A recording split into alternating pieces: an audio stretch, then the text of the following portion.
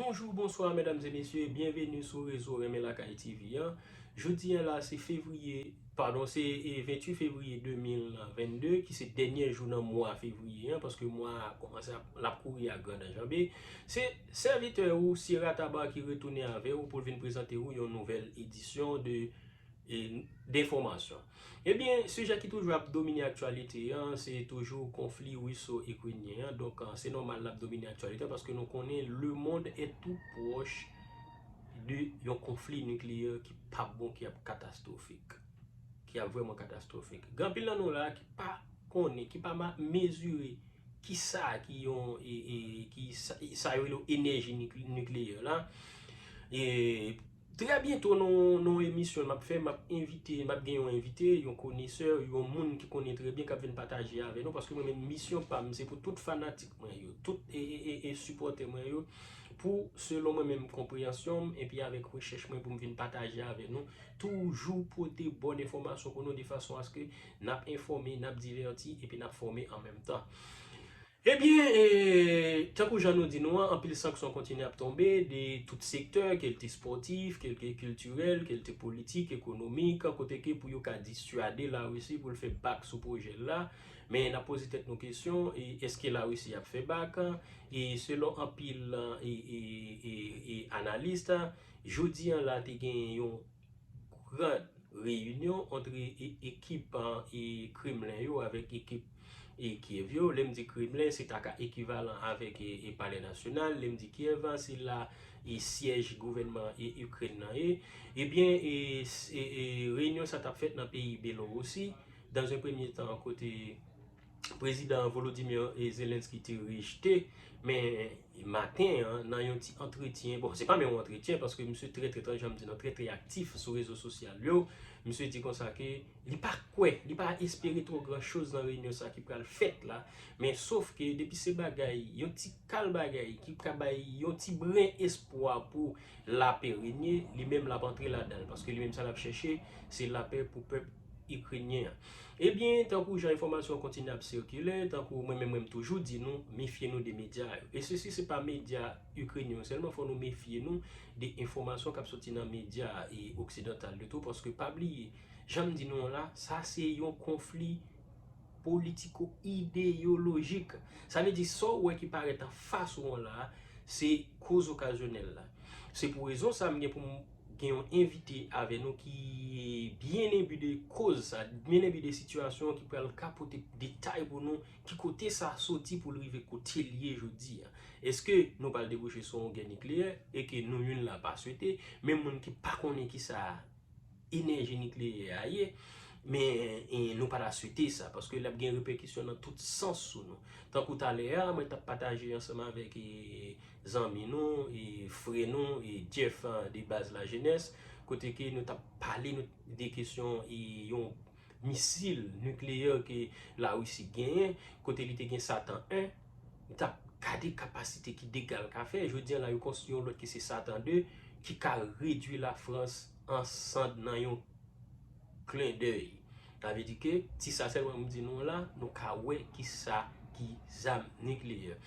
Eh bien, j'aime ça dire non là, suivant médias occidentaux pardon, ensemble avec les médias et ukrainiens et là aussi style apprend frappe. Là aussi apprend frappe. On a posé une question, est-ce que c'est stratégie ou du moins parce que pas oublier une guerre il fait sous trois espaces, les terriens, les maritimes et puis les aériens. Jusqu'où c'est un combat et terrien qu'a fait.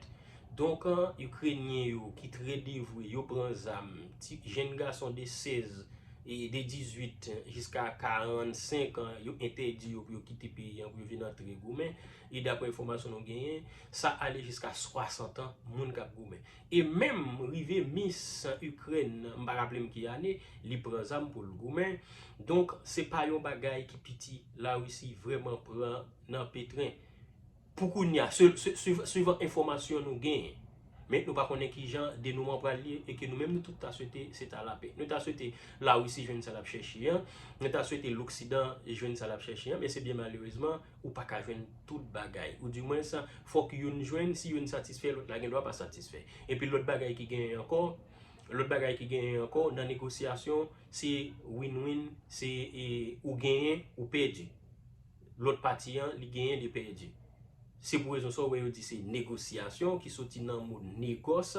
Depuis on te parle de négoce longtemps, ouais c'est commerce qui qu'on a fait. Donc là on a commerce, ou négocier avec on sous tel prix, ou mettez le niveau, on mettez dans tel niveau pour vous, et puis qu'on a là nous arranger nous bail. C'est ça négociation ou a gagner mais ou faut accepter bail.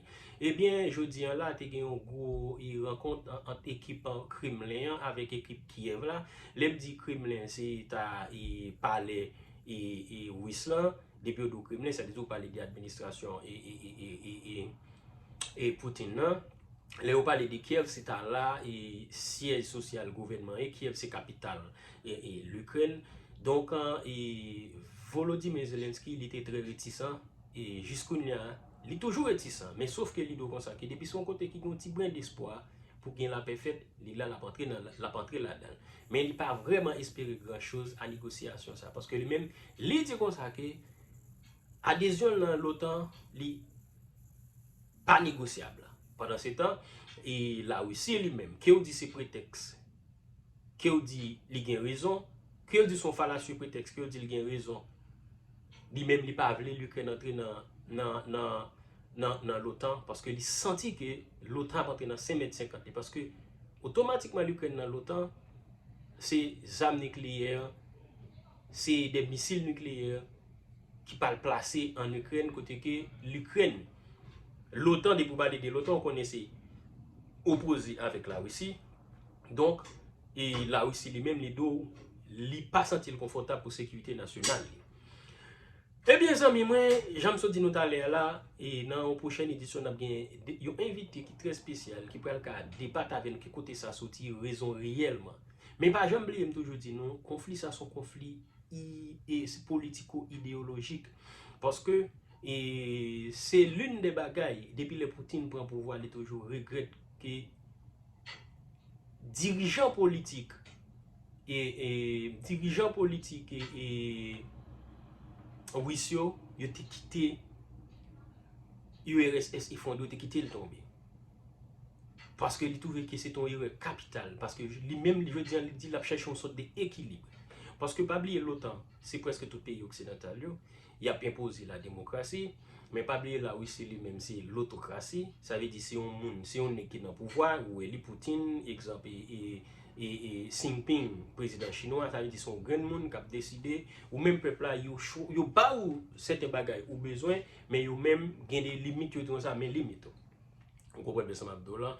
Donc, amis, nous ne pas parler trop, nous allons entrer tout de suite dans un reportage qui n'est pas trop long, côté que pour Kawé et historien Michel et Gaillot, qui pourrait aller expliquer de fond en comble qui côté à quoi est due la résistance ukrainienne face à la superpuissance russe.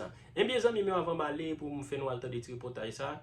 Tant que j'aime toujours dire nous, et pas oublier à abonner, inviter les amis et partager vidéo. Parce que c'est comme ça qu'on n'a pas encouragé le travail là avancer. Qui j'en a pas 10 amis nous pour nous abonner parce que grand pile monde qui pas comme ça, donc il pas un problème parce que pas de monde qui fait tout connaît. C'est petit espace rouge qui marque s'abonner, n'a cliquer sur lui et puis n'a petit cloche et rouge qui paraît à droite écran, n'a activer lui, n'a tirer lui sur personnaliser, n'a voyer lui sur tout côté qui n'a activer notification, ça dit depuis me la gon vidéo nous avons accès avec à l'instant même.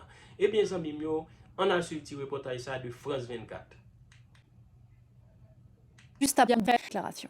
Plus tard, Vladimir Poutine qui donc a mis en alerte les forces de son pays et donc à demi-mot a brandi la menace nucléaire, mettre ses forces de dissuasion nucléaire en état d'alerte. Déjà, ne le sont-elles pas par principe, Michel Goya? Comment comprenez-vous la menace et à qui s'adresse-t-elle?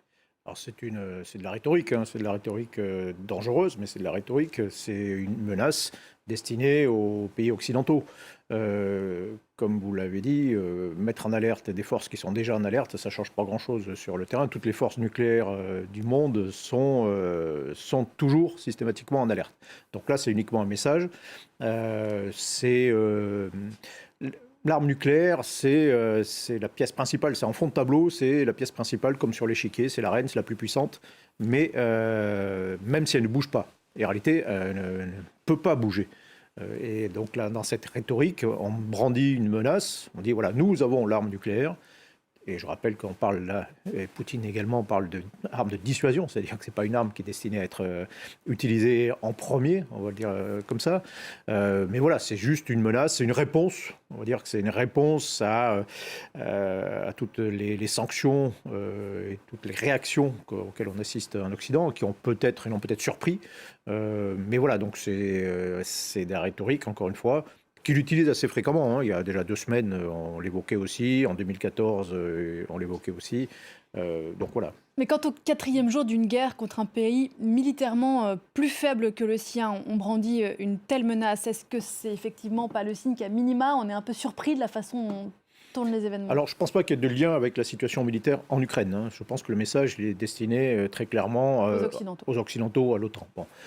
Sur le terrain, oui, je pense que Vladimir Poutine a été peut-être déçu par l'évolution de la situation, qui, bon, voilà, est quand même une situation relativement conforme. Nous sommes qu'à 4 jours de guerre. C'est une guerre, ce genre de conflit, vu la dimension du conflit, des forces en présence, ça se compte en semaines. Il faudra compter en semaines. Bon, maintenant, si on rentre un petit peu dans le détail, certaines forces russes, concrètement, il y a 7 armées russes qui sont autour de l'Ukraine. Certaines qui ont progressé relativement vite, notamment dans le sud, en Crimée. Mais en revanche, les autres sont allés un peu moins vite que prévu. Et plus particulièrement, l'idée de pouvoir pénétrer dans Kiev très rapidement et espérer s'en saisir sans qu'il y ait véritablement de combat. Ça, c'était une hypothèse qui a été réfutée. Et donc maintenant, on passe à une autre phase où on voit bien les mouvements de force. Il y a un renforcement très important autour de Kiev. Et donc, on va rentrer dans une phase autour de Kiev de combat beaucoup plus méthodique et prolongé. La chute de Kiev, ça reste l'objectif militaire principal, prioritaire. Oui, c'est l'objectif stratégique. Hein. Bien sûr, Kiev, c'est la capitale politique. Si l'objectif, comme c'est à peu près clair, est de changer le régime et d'établir un nouvel État plus conforme au désir de Vladimir Poutine, il faut s'emparer de la capitale. C'est évidemment primordial. Mais il y a d'autres objectifs. Hein. On a dit Kharkov, dans le sud. Mariupol.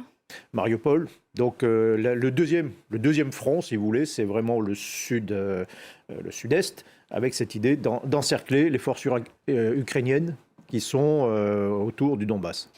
Que penser de la résistance ukrainienne? Vous l'évoquiez à l'instant, à la fois populaire, si j'ose dire, et militaire. D'aucuns disent qu'elle est héroïque, elle est vaine.